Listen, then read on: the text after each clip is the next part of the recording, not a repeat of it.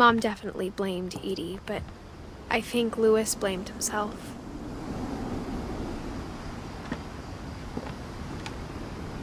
After he graduated, he just spent more and more time in his room, until Mom got him a job at the cannery.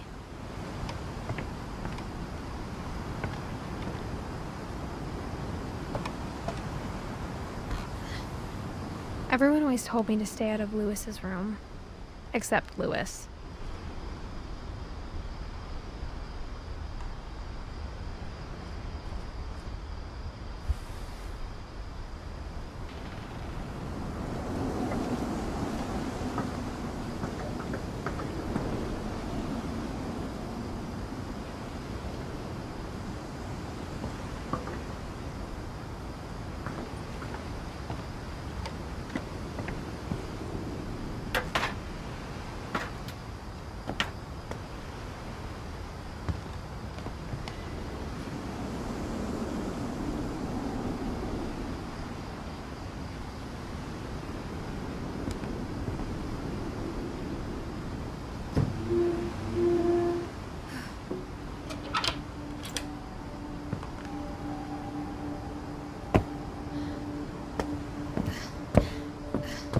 Louis's room smelled very, very familiar.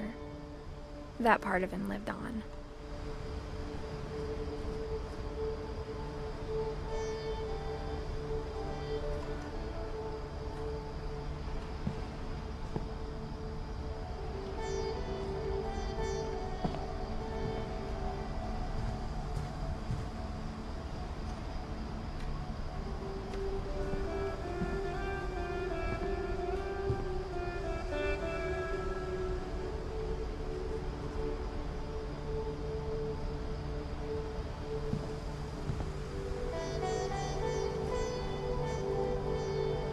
Louis and I spent a lot of time playing games together, but he was surprisingly bad at them. He died a lot.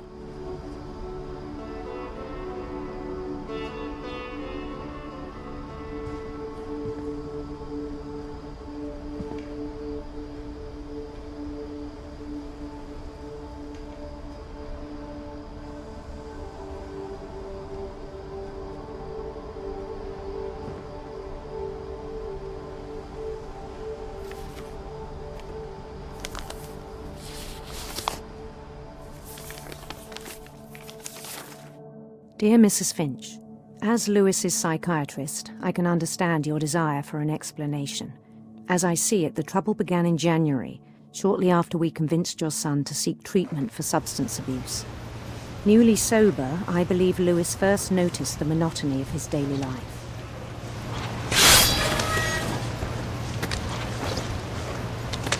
He kept working at the cannery,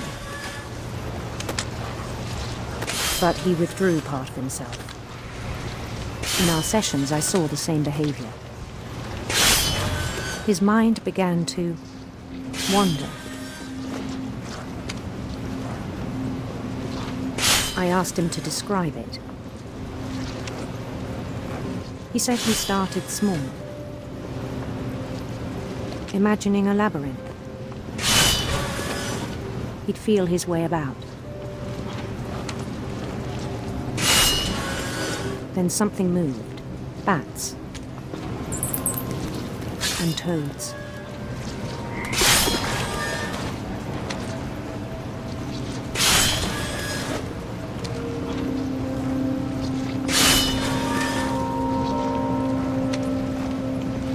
And things that have not names. He knew it was all in his head.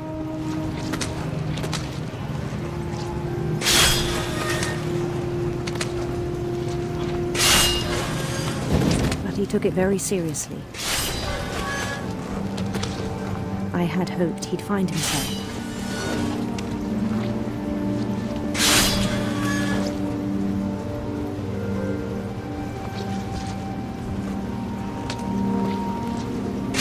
But he found something more.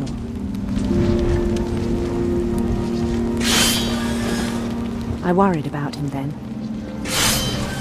Daydreaming at the cannery. I spoke with his boss. but he said Lewis had become a model employee. Methodical, tireless, focused. Like a whole new Lewis. So I let him go on.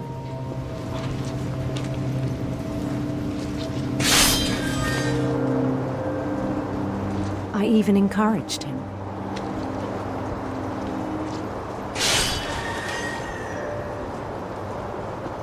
It seemed very promising at first.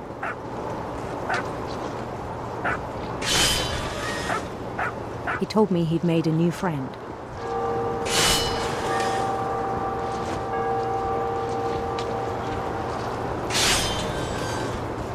On the edge of a city he named Lewis-topia.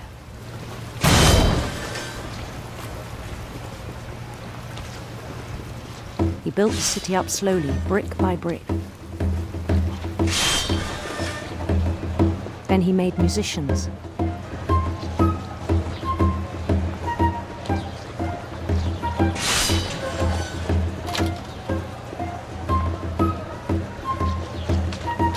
And songs for them to play.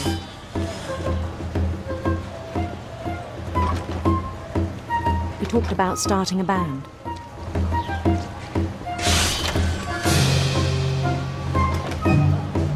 And he was always humming something. Every day his imagination grew stronger.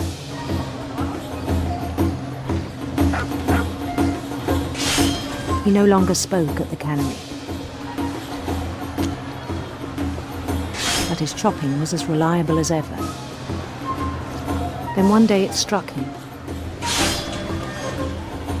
that all the cheering crowds, even the stones under his feet, were all in his imagination. So he could do whatever he wished.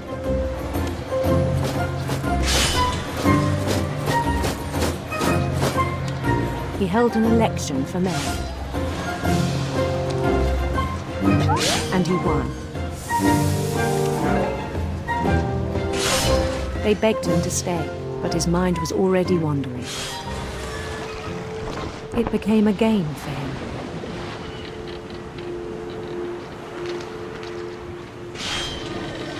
He'd conquer a city, then immediately push on.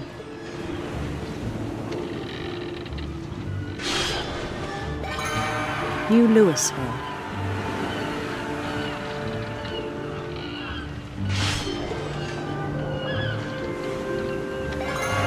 St. Louis. He started drifting away from our reality.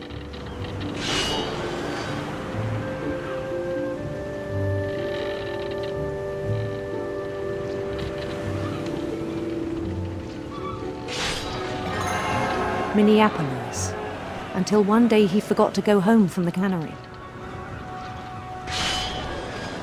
Even as his mother pleaded with him, part of Lewis kept sailing on.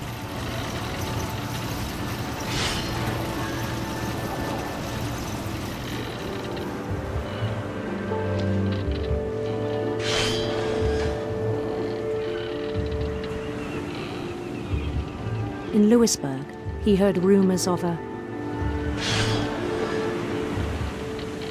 beautiful prince.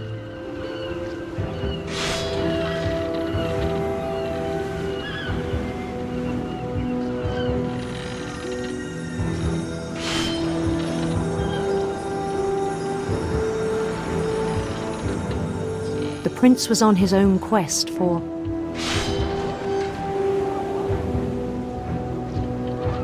sinister serpents.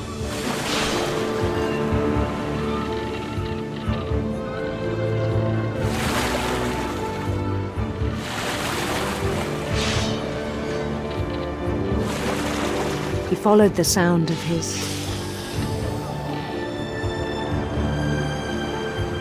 electric sitar.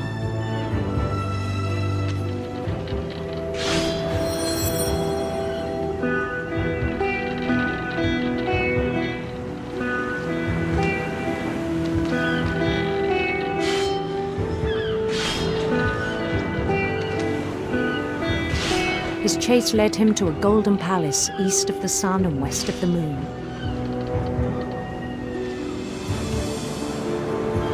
Even then, his logic remained sound.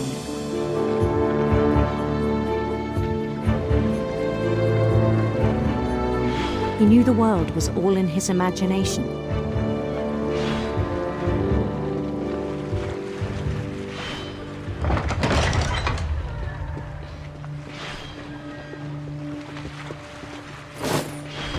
But he was so proud of having created it. In his own eyes, he'd become something greater than a king.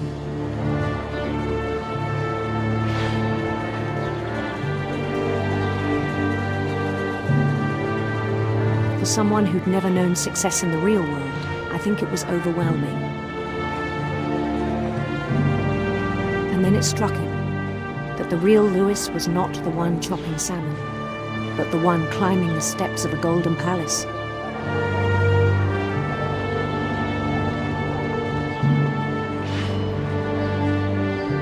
My imagination is as real as my body, he told me. It was hard to argue with him.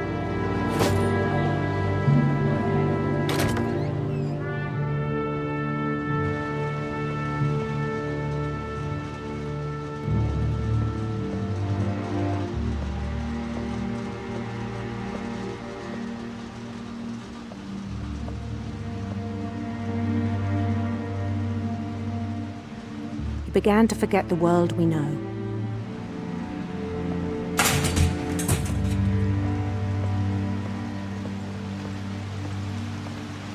I think it pained him to remember Lewis, the cannery worker.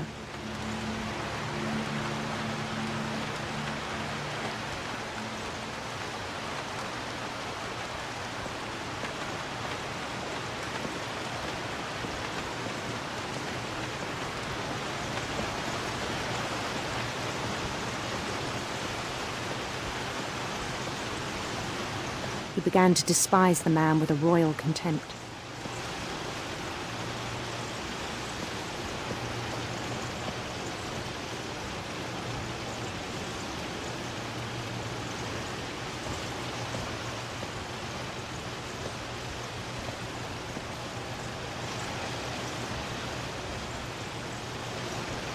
I still thought I could save him.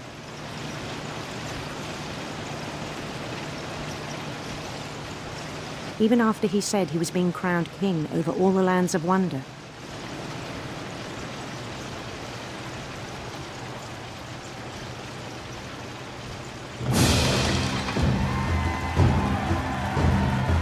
The palace would be packed with his companions.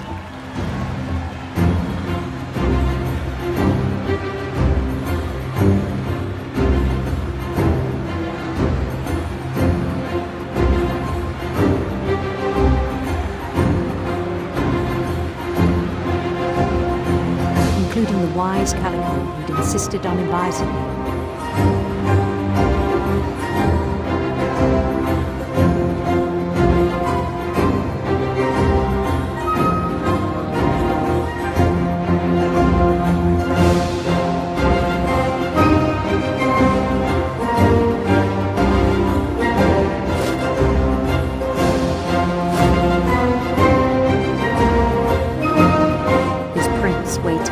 Holding his crown.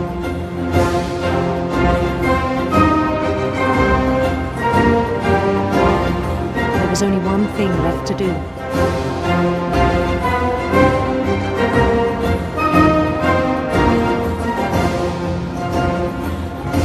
Bend down his head.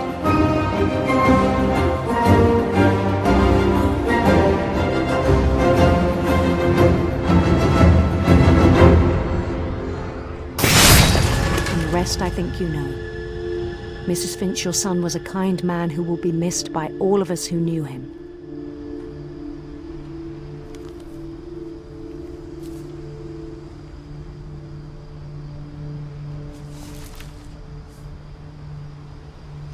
My brother was really cool. I wish you could have met him.